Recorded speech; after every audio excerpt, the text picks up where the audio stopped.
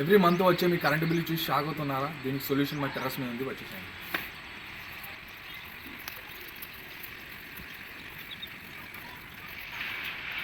ఇదే on grid solar system. Actually solar systems 3 types ఉంటాయి: on grid, off grid and hybrid solar systems. ఇది ఒక on grid solar system. ఈ on grid solar సిస్టంలో ఎలా ఉంటుందంటే, మనం సోలార్ ప్యానల్స్ సోలార్ ఎనర్జీని జనరేట్ చేసిన తర్వాత అది డీసీ త్రూ ఒక ఇన్వర్టర్కి కన్వర్ట్ చేస్తుంది. ఇన్వర్టర్ ఏం చేస్తుంది, జనరేట్ అయిన డీసీ కరెంట్ని ఏసీ కరెంట్గా కన్వర్ట్ చేస్తుంది. సో ఏసీ కరెంట్ వచ్చేసి మనకి నెట్ మీటర్ అని చెప్పేసి ఒక మీటర్ ఉంటుంది. ఆ మీటర్ గ్రిడ్కి కనెక్ట్ అయిపోతుంది. గ్రిడ్ అంటే మన లైక్ పవర్ ప్రొవైడర్స్ ఉంటారు కదా, డిస్కమ్ నుంచి వచ్చే లైన్కి కనెక్ట్ అవుతుంది. సో దానివల్ల ఏమైందంటే మన పవర్ జనరేషన్ అనేది డైరెక్ట్గా డిస్కమ్కి వెళ్ళిపోతుంది. అండ్ నెట్ మీటర్ ఎలా వర్క్ చేస్తుందంటే, మనం కన్జ్యూమ్ చేసిన పవర్ని అండ్ జనరేట్ చేసిన పవర్ని మేనేజ్ చేస్తుంది. అండ్ ఇఫ్ ఫర్ ఎగ్జాంపుల్ మనం ఒక 100 యూనిట్లు జనరేట్ చేసి దాంట్లో 50 యూనిట్లు కన్జ్యూమ్ చేస్తే మిగిలిన 50 యూనిట్లు అనేది డైరెక్ట్ గ్రిడ్కి వెళ్ళిపోతుంది. ఆ 50 యూనిట్లకి మనకు మంత్ ఎండ్కి వచ్చేసి వాళ్ళు క్రెడిట్స్ ఇస్తారు. లైక్ కొన్ని ప్లేసెస్లో ఎలా ఉంటాయంటే మంత్ ఎండ్కి వచ్చే 50 యూనిట్స్కి మనకు డైరెక్ట్ మనీ రిటర్న్ ఇచ్చేస్తారు. అండ్ కొన్ని ఏరియాస్లో ఎలా ఉంటాయంటే 6 మంత్స్ దాకా కౌంట్ చేసుకుంటారు ఆ క్రెడిట్స్ని. 6 మంత్స్లో ఎంత అయితే జనరేట్ అయిందో వచ్చిన యూనిట్స్కి తగ్గట్టుగా పర్ యూనిట్ ఛార్జ్ ఎంత అయితే ఉంటుందో ఆ పర్ యూనిట్ ఛార్జ్కి మనకు మనీ రిటర్న్ ఇస్తారన్నమాట. ఇది on grid solar system. Off grid solar system ఎలా ఉంటుందంటే, ఆఫ్ గ్రిడ్ సోలార్ సిస్టంలో డైరెక్ట్ మనకి గ్రిడ్ నుంచి ఎలాంటి కనెక్షన్ ఉండదు. అండ్ ఇన్వర్టర్ అవుట్పుట్ అనేది బ్యాటరీ యూపీఎస్కి కనెక్ట్ అవుతుంది. ఇన్వర్టర్ కంటిన్యూస్గా బ్యాటరీని ఛార్జ్ చేస్తుంటుంది. బ్యాటరీ అవుట్పుట్ అనేది మనం ఇంట్లో కన్జ్యూమ్ చేస్తాము. దీనికి గ్రిడ్కి ఎలాంటి సంబంధం ఉండదు. నైట్ టైంలో సోలార్ జనరేషన్ ఉండదు కాబట్టి అదే బ్యాటరీస్ ఛార్జ్ అయిన ఎనర్జీని మనం నైట్ టైంలో యూటిలైజ్ చేసుకుంటాము. సో ఆఫ్ గ్రిడ్ సోలార్ సిస్టమ్తో మనం కంప్లీట్గా గ్రిడ్ పైన డిపెండెన్సీ అసలుకే ఉండదు. కాకపోతే ఆన్ గ్రిడ్తో కంపేర్ చేస్తే ఆఫ్ గ్రిడ్ సోలార్ సిస్టమ్ అనేది కాస్ట్లీ, ఎందుకంటే మనకు బ్యాటరీ అవన్నీ ఉండాలి కాబట్టి. అండ్ ఫైనల్గా హైబ్రిడ్ సోలార్ సిస్టమ్ అనేది on grid and off grid combination. So ఇది మీకు చెప్పినట్టుగా ఆన్ గ్రిడ్ సోలార్ సిస్టమ్. దీంట్లో మనకు వీళ్ళు ఏం చేశారంటే, ఈ 4 GA పోల్స్ని ఇన్స్టాల్ చేశారు. డైరెక్ట్ స్లాబ్కి డ్రిల్ చేసి హ్యాంకర్ పోల్స్ డ్రిల్ చేసి డైరెక్ట్ ఇచ్చేశారు. స్టెబిలిటీ కూడా బాగానే ఉంది. కాకపోతే కొంచెం సిమెంట్ వేసి పోల్స్ని ఇంకా స్ట్రెంత్ చేస్తే బాగుండేది బేస్ని. అండ్ ఇక్కడ మనకి ప్యానల్స్ వచ్చేసి 6 ప్యానల్స్ అయితే వచ్చాయి. 6 ప్యానల్స్.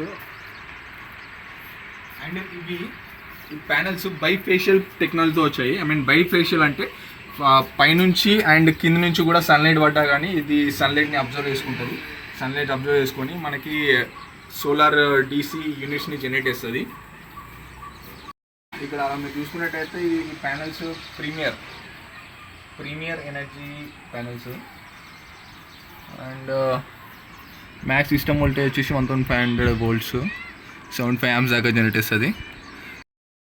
మ్యాక్స్ ఈ ఒక్క ప్యానల్ 540 wattsని జనరేట్ చేస్తుంది. ప్యానల్ స్టెబిలిటీ బాగానే ఉందని చెప్పొచ్చు. ప్యానల్స్ వచ్చేసి అల్యూమినియం ఫ్రేమ్తో వచ్చాయి. ఇవి GI సపోర్ట్స్. GI యాక్చువల్గా ఎందుకంటే మనకు రస్ట్ పట్టకుండా వీళ్ళు GIని రికమెండ్ చేశారు. అండ్ ఇక్కడ మీరు చూసుకుంటే ఇది ఒక లైటింగ్ అరెస్టర్.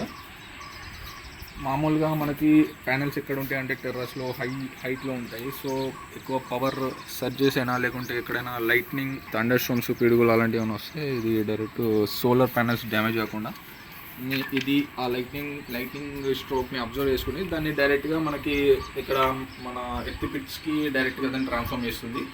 సో మన సోలార్ సిస్టమ్ అనేది సేఫ్గా ఉంటుంది. అండ్ వీళ్ళు PVC పైప్స్ అయితే వాడారు. MS కండ్యూట్స్ అయితే వాడతారు అనుకున్నాను. కాకపోతే వీళ్ళు మనకు ప్రొవైడ్ చేసింది PVC పైప్స్ ఫర్ కండ్యూట్. ఈ వీడియో లాస్ట్ వరకు చూడండి. ఈ లాస్ట్లో నేను ప్రైస్ అండ్ నాకు ఎంత సబ్సిడీ వచ్చింది, ఎవరు ఇన్స్టాల్ చేశారు, ఎన్ని రోజులు పట్టింది ఇన్స్టాల్ చేయడానికి, అండ్ మనకు డెలివరీ కావడానికి ఎన్ని రోజులు పట్టింది మొత్తం చెప్తాను. So stay tuned. అండ్ ఇప్పుడు మనం AC/DC అండ్ DC/DC ఇన్వర్టర్స్ ఎలా ఉంటాయో చూద్దాం. వచ్చేసండి. ఇది మన ఇన్వర్టర్ సిస్టమ్. అండ్ ఇది DC/DC, AC/DC.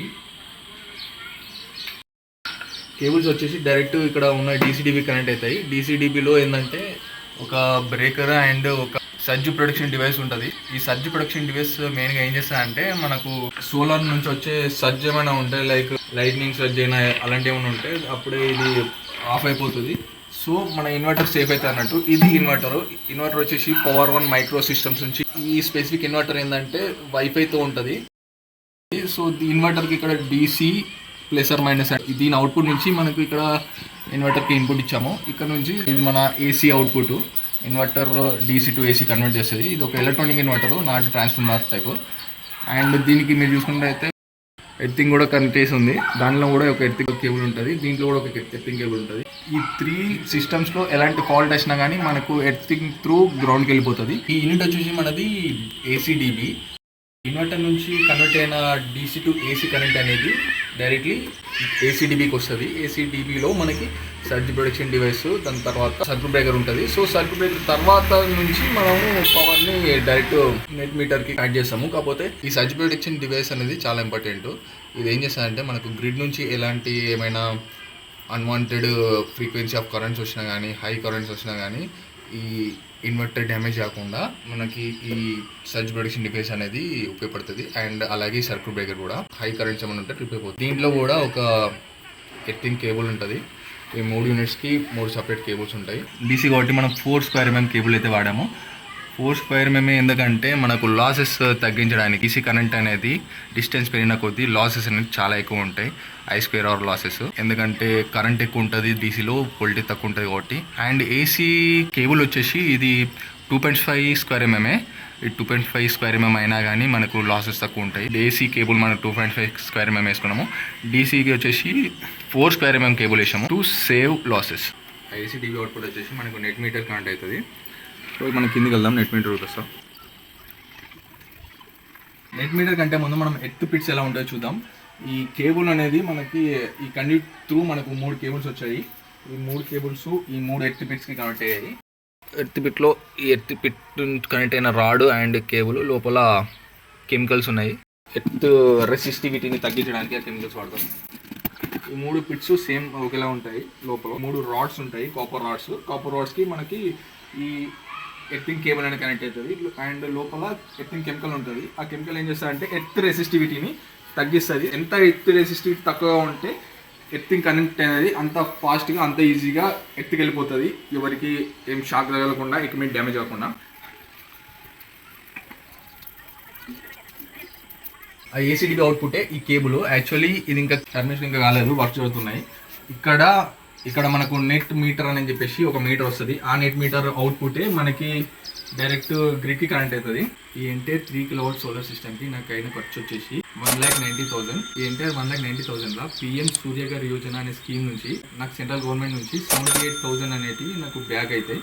So entire cost వచ్చేసి 1,12,000. ఈ 3 kW కాస్ట్.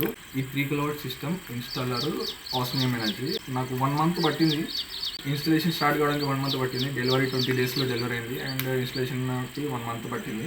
ఇన్స్టలేషన్ ఇంకా నడుస్తుంది, ఇంకా కాలేదు. నెక్స్ట్ వీడియోలో మనం ఈ ఎంటైర్ సోలార్ పవర్ జనరేషన్ ఎలా మానిటర్ చేయాలి, దీనికి యాక్చువల్గా ఒక యాప్ ఉంటుంది, దాంతో ఎలా మానిటర్ చేయాలి, మనకి మంత్లీ ఎంత జనరేట్ అవుతుంది, అవన్నీ ఒకసారి చూద్దాము. దాంతోపాటు సబ్సిడీ ఎలా అప్లై చేయాలి, ఏమేమి డాక్యుమెంట్స్ కావాలి సబ్సిడీని క్లెయిమ్ చేసుకోవాలంటే, అండ్ వెండర్స్తో ఎలా డీల్ చేయాలి, ఇవన్నీ చూద్దాం నెక్స్ట్ వీడియోలో. If you like this video, like, share and subscribe and follow for next upcoming videos, and thanks for watching.